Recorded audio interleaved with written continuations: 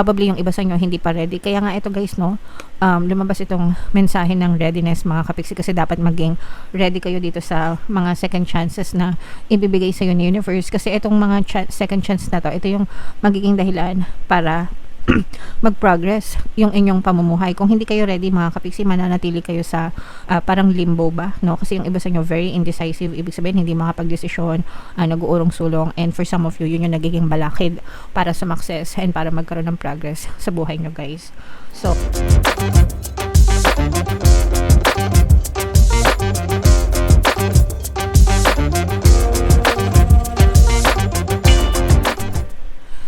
hello guys, hello Scorpio, welcome back to Pinoy Pixie Tarot. Ang pamagat ng episode natin for tonight is first half kapalaran ngayong August 1 to 15 mga kapiksi para sa Scorpio, Sun, Moon, Rising sign and Venus. So unahin natin tong deck na to mga kapiksi. Tingnan natin yung mga mensahe sa inyo or yung mga paparating sa inyo guys.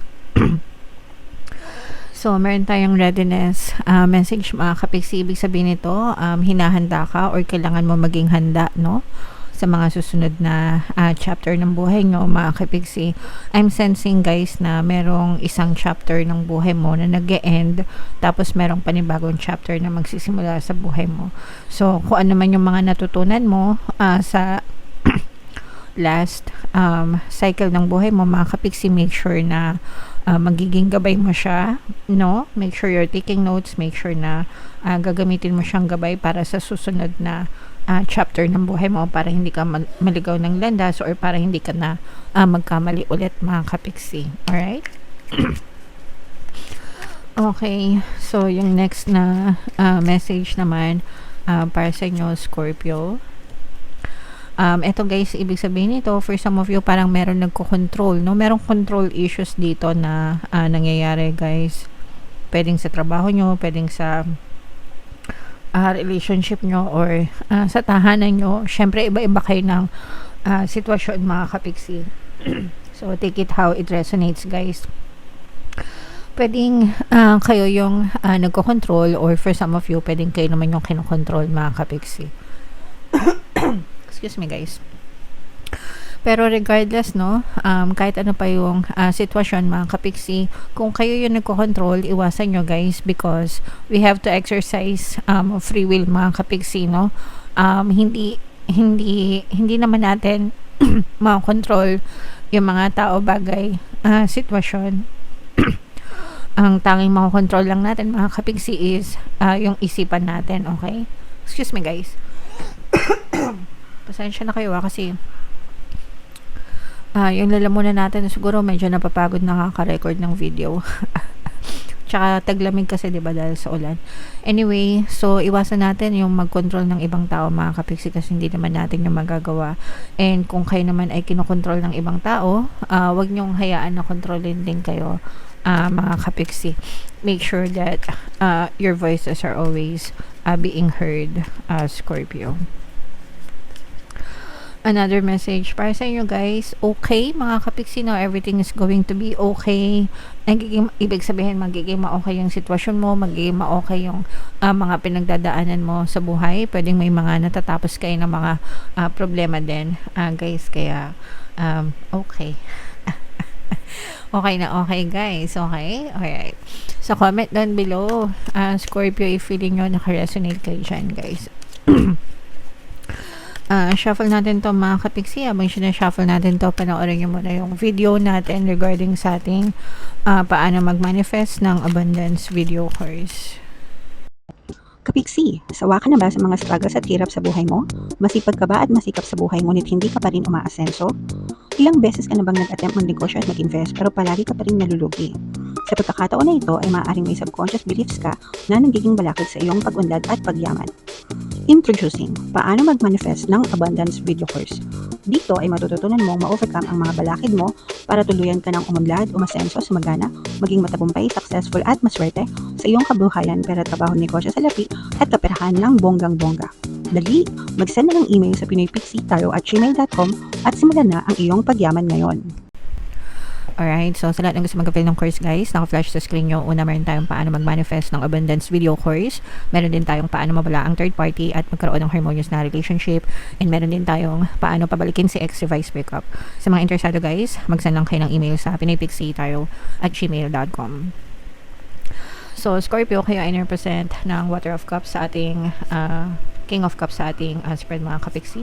Latag natin yung spread nyo guys. And by the way, sa mga naghahanap ng mga pampaswerte na lucky charms or lucky bracelet mga kapiksi, may mga items na may kita kayo sa description box tsaka sa comment section. Kung gusto nyo mag-check out guys, check out nyo na. Ito yung mga sample mga kapiksi. Ito yung Aventurine, tapos ito naman yung Citrine. Napakabisang combo guys. Pang-attract ng swerte at abundance sa kaperahan, trabaho, negosyo sa lapi. Check out na guys. Excuse me. So, dito guys, mayroong presence ng Earth sign, Aquarius, Gemini, Libra. Ito yung positive energies mga kapiksi. Except for one, meron ditong Earth sign at saka Fire sign element guys. For some of you, maaaring may mga ganyang element kayo sa inyong natal chart or you may be dealing with an air sign. Ito yung sinasabi natin na for some of you, nagkakaroon ng control issues, mga kapiksi, okay? For some of you, somebody may be controlling you or parang, pwede rin na parang nalilimitahan kayo mga kapiksi, no?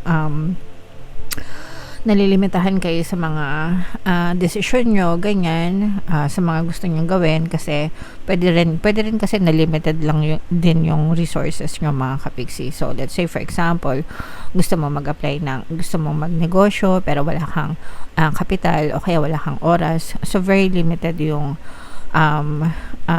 choices mo mga kapiksi, kaya parang hindi ka masyadong makagalaw o hindi ka rin masyadong makadiskarte, okay? And then for some of you naman, pwedeng nagkakaroon talaga kayo ng control issues with other people na parang hawak-hawak kayo sa leeg, ganyan, na parang hindi kayo makapag-desisyon dahil sa kanila or something like that guys, okay? So, yun yung mga nakikita natin sa negative energies mga kapiksi. Sa positive naman guys, ito, bibigyan kayo ng chance ni universe. Actually, yung mga inaantay nyo, kung meron kayong mga inaantay na mga balita guys, no? Kasi yung iba sa nyo, parang meron kayong inaantay na mga balita, update, and parang dito nakasalala yung mga pagdidesisyon nyo mga kapiksi. Sa mga susunod na hakbang na gagawin nyo. And kapag natanggap niya mga update na yan, guys, magtutuloy yung progress nyo sa buhay. And parang ito yung chance na ibibigay sa universe para makabawi ka sa buhay mo, makabangon ka sa buhay mo, and para maging successful ka naman, mga kapiksi. For some of you guys, parang I'm sensing na may mabibingwit kayo na magandang opportunity or malalaking isda. Especially kung mga freelancers kayo guys, no? Kung mga freelancers kayo, parang may mga mabibingwit kayo na malalaking kliyente or proyekto. Para mas mabilis na, parang malaki, kaya malaking isda guys, kasi parang makaambag siya ng malaki sa progress mo sa buhay. So, parang magandang malaking kliyente siya, kilala, ganyan, something like that. And dahil doon, parang magbabago yung takbo ng portfolio mo, mas makaka-attract ka pa ng more clients in the future mga kapiksi, okay? So, wag niyong sayangan yung mga chance na yan guys na binibigay sa inyo ng universe. Make sure na you make it work for you guys, okay? Alright. So, what else mga kapiksi? Angel number 222 guys. I-check nyo yung ibig sabihin yan. Eto guys, meron ditong pagiging indecisive, no? Nararamdaman ko yung pagiging indecisive, no? Pag sinabing indecisive, yun yung reason kung bakit medyo nag-i-slow down yung pag-unlad nyo and pag-asenso dahil sa pagiging indecisive nyo. Pag sinabing indecisive guys, yung hindi makapag-desisyon ba? Minsan nag-uurong-sulong kayo. Hindi ko alam kung minsan justify nyo lang yung mga excuses nyo, mga kapiksi. Probably yung iba sa nyo hindi pa ready. Kaya nga ito guys, no, lumabas itong mensahe ng readiness mga kapiksi, kasi dapat maging ready kayo dito sa mga second chances na ibibigay sa ni universe, kasi itong mga second chance na to, ito yung magiging dahilan para mag-progress yung inyong pamumuhay. Kung hindi kayo ready mga kapiksi, mananatili kayo sa parang limbo ba, no? Kasi yung iba sa inyo very indecisive, ibig sabihin hindi makapag-desisyon, nag-uurong sulong, and for some of you, yun yung nagiging balakid para sumakses and para magkaroon ng progress sa buhay nyo, guys. So, kailangan maging ready kayo, mga kapiksi, maging ready kayo na magbabay magbabay sa old life nyo and i-welcome nyo yung mga panibagong opportunities, panibagong pag-asenso, mga kapiksi, kasi hindi naman kayo papabayaan ni universe. So yung mga doubts nyo, yung mga fears nyo, yung mga what if nyo, guys, you have to let them go para magkaroon kayo ng progress sa buhay, Scorpio. Okay? Alright. So, comment down below, guys, if feeling nyo naka-resonate kayo dyan. Yung mga magaganda, guys, i-mind nyo na sa comment section. Tingnan natin yung bunot lang tayo ng isa pang card, guys, para sa inyong additional na mensahe, Scorpio. Ito, guys, medyo mag-ingat kayo kasi maaaring magkaroon ng init, no, ng pagtatalo, mga kapiksi, no, with another person. So baka masangkot kayo sa mga heated debate or arguments, ganyan, mga heated na, ibig sabihin mainit na pagtatalo, away, gulo, especially kung baka mabiktima kayo ng politics or mabiktima kayo ng unfairness, guys. Okay, so kapag nakikipag-usap kayo, mga kapiksi, make sure na palaging kalmado, no? As much as you can, iwasan nyo maging reactive, mga kapiksi. And always paganahin yung utak, no? Kailangan kalmado palagi para maiwasan yung mga maiinit na diskusyon, mga maiinit na sitwasyon, and hindi kayo mapahamak kasi baka ikapahamak nyo pa itong mga heated arguments na to, mga kapiksi. So, hanggang kaya nyong talikuran and iwasan nyo, guys, para hindi kayo masangkot sa anumang klaseng anomalya or sa anumang klaseng gulo, mga kapiksi. Alright? So, yeah. Comment down below, Scorpio, if feeling nyo naka-resonate kayo dyan, mga kapiksi. And for more tarot readings, ito yung playlist nyo. Ito naman yung ating success stories ng paano mag-manifest ng abundance video course. Click here to subscribe, guys. Thank you for liking, sharing, and subscribing. See you next time. I love you all. Have a nice day. Bye-bye.